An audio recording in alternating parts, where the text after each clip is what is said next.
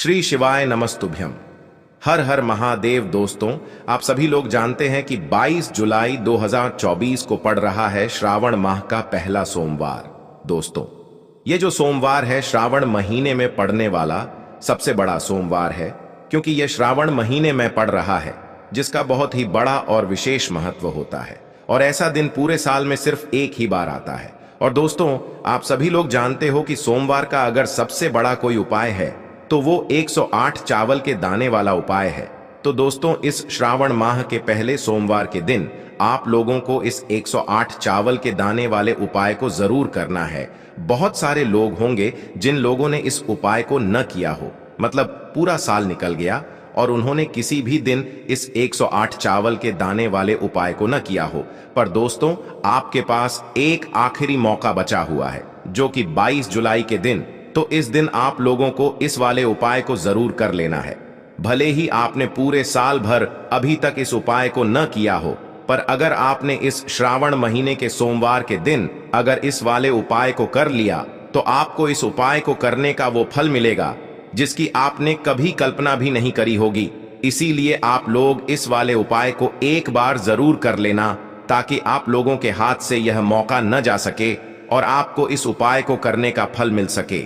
दोस्तों, यह उपाय पंडित जी ने अपनी अभी की ही शिव महापुराण की कथा में बताया है, जिस उपाय को आज हम आपको बहुत अच्छे से समझाने वाले हैं। इस वीडियो को देखने के बाद इस उपाय को समझने के लिए आपको कोई और वीडियो को देखने की जरूरत नहीं पड़ेगी। तो चलिए दोस्तों, उपाय को शुरू करते हैं। देखिए, यह श्रावण महीने के सोमवार के दिन यह इतना खास होता है, इतना महत्वपूर्ण होता है।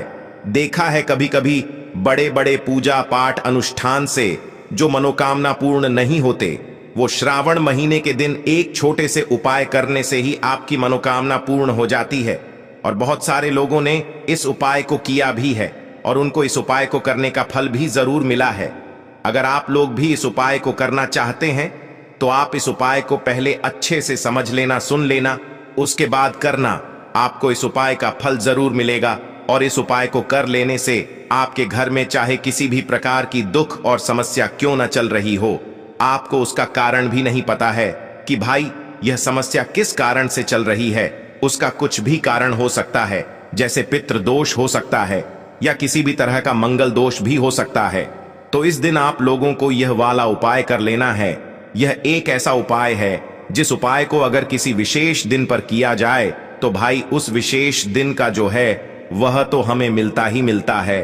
पर हमने उस दिन पर इस उपाय को किया है तो हमें उससे भी बड़ा फल मिलता है, और फल बहुत जल्दी मिलता है, क्योंकि आप इस उपाय को बहुत ही बड़े और विशेष दिन पर कर रहे हो।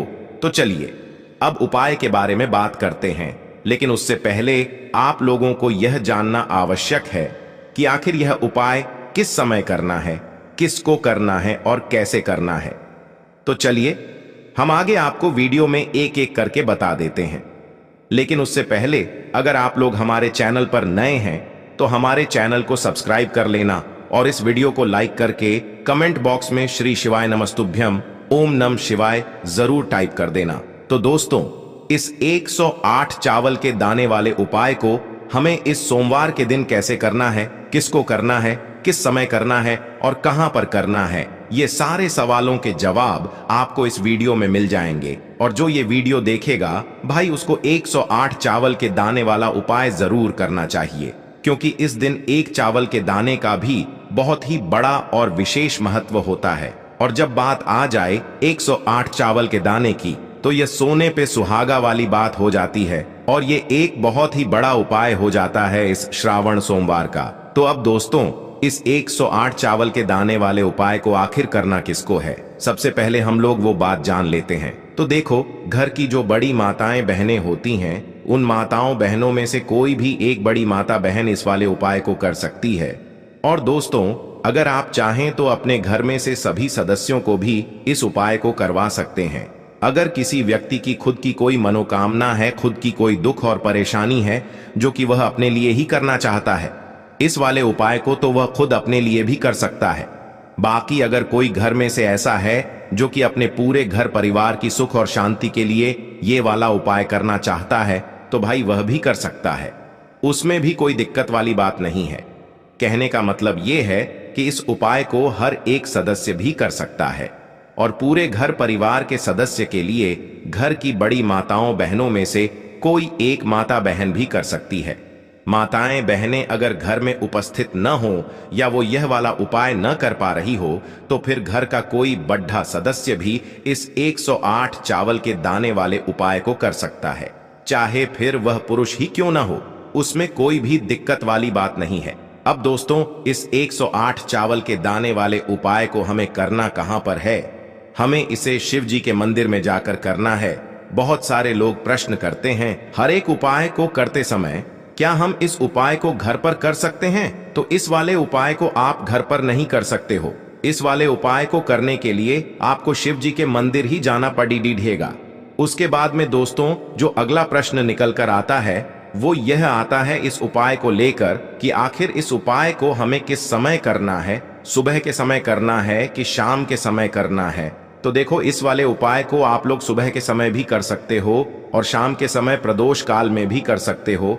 अब अगर आप पूछो कि भाई सबसे उत्तम समय कौन सा रहेगा इस 108 चावल के दाने वाले उपाय को करने का, तो हम आपसे बस यही कहेंगे कि इस उपाय को आप सुबह के समय करेंगे तो ज्यादा बेहतर होगा। बाकी अगर प्रदोष काल शाम के समय भी करेंगे तो भी अच्छा होगा, उसमें कोई भी दिक्कत वाली बात नहीं है। तो अब दोस्तों, जो अगली सबसे बड़ी और महत्वपूर्ण बात आती है वो यह आती है कि सुबह अगर हम उपाय को करेंगे तो हमें कितने बजे से लेकर कितने बजे तक के बीच में करना है, और शाम के समय प्रदोष काल में करेंगे तो हमें कितने बजे से लेकर कितने बजे के बीच में करना है। तो देखो, सुबह जितनी जल्दी हो सके आप उपाय को करने की कोशिश करना। बाकी अगर किसी कारणवश लेट भी हो जाओ, थोड़ी देर भी हो जाए तो 10 या 11 बजे तक भी आप उपाय कर लेना, पर 12 बजे से ज्यादा देरी ना हो, ठीक है? इस बात का ध्यान रखना। उसके बाद में दोस्तों, अगर शाम के समय प्रदोष काल की बात करें, प्रदोष काल का जो समय होता है वो शाम के 6 बजे से शुरू हो जाता है। मतलब शाम के 6 बजे से लेकर 7 बजे के बीच का जो समय होता है ये समय प्रदोष काल का समय होता है। पर अभी जो मौसम चल रहा है, इस मौसम में जो है शाम बहुत देरी से होती है, तो आप इस उपाय को 7 या 8 बजे के बीच में भी कर सकते हो। मतलब शाम के 6 बजे से रात 8 बजे के बीच में आप कभी भी इस वाले उपाय को कर सकते हो, उसमें कोई भी दिक्कत वाली बात नहीं है।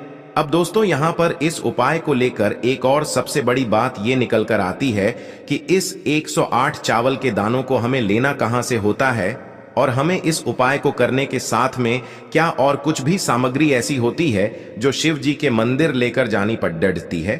तो देखो, यहां पर हम आपको बता दें, सबसे पहले आप लोग यह जान लो कि यह जो 108 चावल के दाने वाला उपाय है, सिर्फ और सिर्फ आप उपाय की सामग्री लेकर कभी भी शिव जी के मंदिर मत जाना, क्योंकि हमें भगवान के सामने यह नहीं दर्शाना है कि अगर हम भगवान शिव जी के मंदिर आए हैं तो अपने फायदे के लिए आए हैं। तो इसलिए जो भी पूजन सामग्री है, उपाय सामग्री है, 108 चावल के दाने, इसके साथ में आपको पूजन सामग्री भी जरूर लेकर जाना है।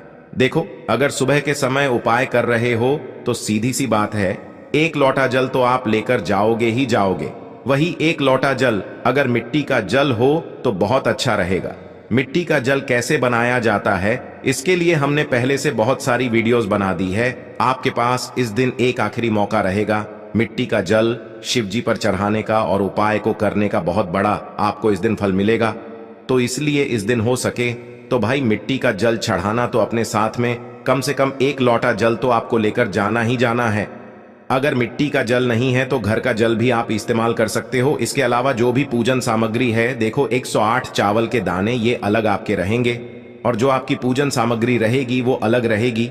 पूजन सामग्री में आप जो भी चीज लेकर जाना चाहे वो लेकर जा सकते हैं, उसमें कोई भी दिक्कत वाली बात नहीं है। वहीं अगर हम बात करें शाम के समय की, तो शाम के समय शिव जी पर जल नहीं चढ़ता है, इसीलिए शाम के समय आप लोग एक दीपक तैयार कर लें जो कि गोलबत्ती का आटे का शुद्ध देसी गाय का घी का होगा, है ना? इस बात का आप लोगों को ध्यान रखना है। और इस दीपक को आपको घर से जलाकर नहीं लेकर जाना है, भगवान शिव जी के मंदिर में जाकर ही जलाना है। इस बात का भी आप लोगों को ध्यान रखना है। अब दोस्तों, यहां पर हमें इस बात को समझना है कि यह 108 चावल के दाने हमें लेना कहां से है।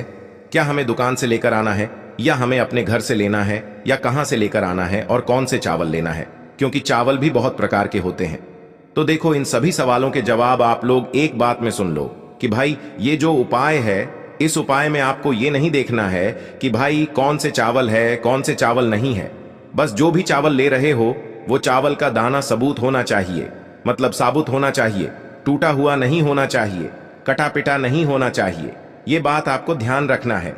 बाकी आपका चावल बासमती हो या सादा चावल हो या कोई सा भी चावल हो, उसमें कोई भी दिक्कत वाली बात नहीं है। तो सीधी सी बात है कि आपके घर के रसोई घर में जहां पर आप भोजन बनाते हो, वहां पर जो भी चावल आपके उपस्थित हो, उन चावलों में से अपनी एक कटोरी भर लेना या एक मुट्ठी चावल अलग से निकाल कर रख लेना, क्योंकि हम 108 चावल ही यहाँ पर इस उपाय में लेने वाले हैं, तो हमें यह चावल के दाने गिनकर निकालने पड़ेंगे। इस बात का आप लोगों को ध्यान रखना है। तो अपने उस चावल की कटोरी में से या चावल में से 108 ऐसे चावल के दाने आप लोग निकाल लो जो कि टूटे हुए ना हो, कटे पिटे ना हो, जिनमें कोई दाग न लगा हुआ हो, है ना।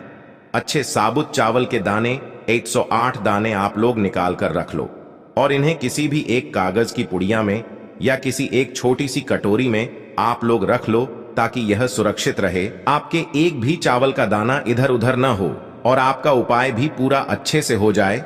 तो भाई जैसे ही आपका उपाय की जो सामग्री है 108 चावल के दाने ये तैयार हो जाते हैं, उसके बाद मैं आपको जो भी अपनी पूजन सामग्री है, सुबह के समय कर रहे हो तो एक लोटा जल या पूजन सामग्री जो लेकर जाना चाहो उसकी भी तैयारी कर लेना, और शाम के समय जा रहे हो तो भाई अपना जो दीपक है उसे तैयार कर लेना, ठीक है। और उपाय को करते समय शुद्धता का विशेष रूप से ध्यान रखना, ठीक है। सुबह सुबह स्नान करने के बाद ही उपाय को करने की आप लोग तैयारी करना। उसके बाद अगर शाम के समय की बात करें तो शाम के समय आपको स्नान करने की जरूरत नहीं है, पर शुद्धता का ध्यान रखना है। आपको स्नान तो नहीं करेंगे, आप हाथ मुंह धोकर भी इस वाले उपाय को शाम के समय प्रदोष काल में कर सकते हैं। इसमें कोई दिक्कत वाली बात नहीं है। तो आप अपने उपाय की पूरी सामग्री तैयार करके आपके पास ही में जो आपका शिव मंदिर हो वहां पर पहुंच जाइए। सबसे पहले शिव मंदिर में जाकर आप लोगों को उपाय नहीं करना है, पहले भगवान के दर्शन करना है, भगवान से आशीर्वाद प्राप्त करना है। फिर शिव जी की शिवलिंग के पास में आना है। शिवलिंग के पास में आने के बाद आप जो पूजन सामग्री लेकर आए हुए हैं, जैसे कि सुबह गए हुए होंगे तो एक लोटा जल और जो भी पूजन सामग्री लेकर आए हैं, आप उनसे भगवान शिव जी की पूजन कीजिए। सबसे पहले तो एक लोटा जल ही चढ़ेगा, उसके बाद में आपकी पूजन सामग्री चढ़ेगी। उसके बाद में अगर दोस्तों शाम के समय अगर आप इस उपाय को कर रहे हो तो अपने साथ में कम से कम एक जो दीपक है गोल बाती का, जो आप अपने साथ में लेकर गए हो, उस दीपक को मंदिर में जाकर अपनी माचिस से जलाना है और उस दीपक को शिवलिंग के पास में रखना है, ठीक है। इस दीपक को रखने के बाद ही आप लोगों को अपना ये वाला उपाय शुरू करना है। और दीपक को ज्यादा पास में मत रखना, वैसे भी गर्मी पड़ रही है, भगवान शिव जी को आंच नहीं लगनी चाहिए, है ना। तो भाई जैसे ही आपकी पूजा अर्चना हो जाती है, आप भगवान शिव जी को प्रसन्न कर लेते हैं। उसके बाद में शिवलिंग के पास ही में आप कहीं पर बैठ जाइए, सामने या आसपास जिस जगह पर आपको बैठना हो वहां पर बैठ जाइए और अपने वह 108 चावल के दाने अपने सामने निकाल कर रख लीजिए, क्योंकि अब यहां पर उपाय को यहां पर करने की आपको तैयारी करना है। और इस तरीके से जब आप उपाय करेंगे, पूजन सामग्री करने के बाद, पूजन अर्चना करने के बाद, तो आपको उपाय का फल बहुत जल्दी और बहुत बढ़ा होकर मिलेगा। तो अपने 108 चावल के दाने अपने सामने निकाल कर रख लेना। और यह जो उपाय है यह आपकी सीधे हाथ की हथेली से होगा, इसलिए इस बात का भी विशेष रूप से ध्यान रखना है।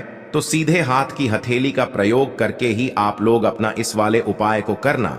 अपने सामने जो भी आपकी कागज की पुड्डियां है उसको खोल कर रख लो, या कटोरी है तो भाई उसे अपने सामने रख लो और अपने वह 108 चावल के दाने निकाल लो, ठीक है। उसके बाद में दोस्तों अब आपको क्या करना है कि शिवलिंग आपके सामने होगी, तो आपने वह 108 चावल के दाने एक एक करके आपको शिव जी के शिवलिंग के ऊपर चढ़ाना है। कहां पर चढ़ाना है? शिवलिंग के ऊपर चढ़ाना है, और कहीं पर भी नहीं चढ़ाना है, आपको अपने हथेली से तो शिवलिंग के ऊपर चढ़ाना है। भले ही फिर वो अपने आप जलाधारी पर गिर जाए, या मतलब वहीं पर गिर जाए, उसमें कोई दिक्कत वाली बात नहीं है, पर आप चढ़ाओ शिवलिंग के ऊपर ही। तो आपको क्या करना है, अपना पहला चावल का दाना उठाना है, श्री शिवाय नमस्तुभ्यम बोलना है, और शिवलिंग पर चढ़ा देना है। इसी तरीके से दूसरा चावल का दाना उठा है, शिवलिंग पर चढ़ाना है और मंत्र बोल देना है। और फिर तीसरा चावल का दाना उठाना है, श्री शिवाय नमस्तुभ्यम बोलना है और चढ़ा देना है। इसी प्रकार से आपको पूरे 108 चावल के दाने एक एक करके शिव जी के शिवलिंग के ऊपर चढ़ाना है और भगवान से प्रार्थना करते जाना है। मतलब प्रार्थना तो आपको आखिरी में करना है, पर हर एक चावल के दाने को चढ़ाते समय श्री शिवाय नमस्तुभ्यम जरूर बोलना है। उसके बाद ही में यह चावल का दाना शिवलिंग के ऊपर आपको चढ़ाना है। जैसे ही आपके 108 चावल के दाने शिवलिंग के ऊपर चयारच जाते हैं, तो भाई उसके बाद में आपको क्या करना है, भगवान से अपनी मनोकामना बोलना है। मनोकामना भी कब बोलना है, जब आपका 108 चावल का दाना आपके सीधे हाथ की हथेली में हो और आप उसे चढ़ाने के लिए जा रहे हो। श्री शिवाय नमस्तुभ्यम बोलकर उस आखिरी चावल के दाने को शिवलिंग के ऊपर चढ़ा देना और भगवान से फिर अपनी वह मनोकामना बोल देना, जिस मनोकामना के लिए आप लोग अपना यह वाला उपाय कर रहे हो। जिस भी दुख और परेशानी के लिए आप लोग अपना यह वाला उपाय कर रहे हो, उसके बाद में जैसे ही आप अपनी मनोकामना बोल देते हो, आपका यह वाला उपाय पूरा हो जाता है।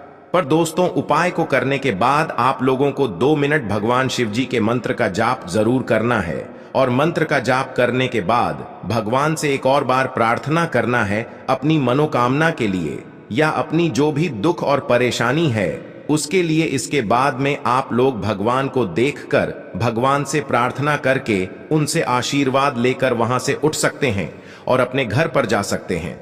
बस दोस्तों, यहाँ पर यह वाला उपाय पूरा हो जाता है। इस तरीके से जो भी व्यक्ति छोटी छोटी चीजों का ध्यान रखते हुए इस 108 चावल के दाने वाले उपाय को करेगा, निश्चित सी बात है उसे उसकी मनोकामना जल्द ही पूर्ण होगी और जो भी दुख और परेशानी है वो भी बहुत ही जल्दी दूर होंगे। और दोस्तों, अगर आपको हमारी ये वीडियो पसंद आई हो तो हमारे इस वीडियो को लाइक और चैनल को सब्सक्राइब जरूर करें। हर हर महादेव, ओम नमः शिवाय।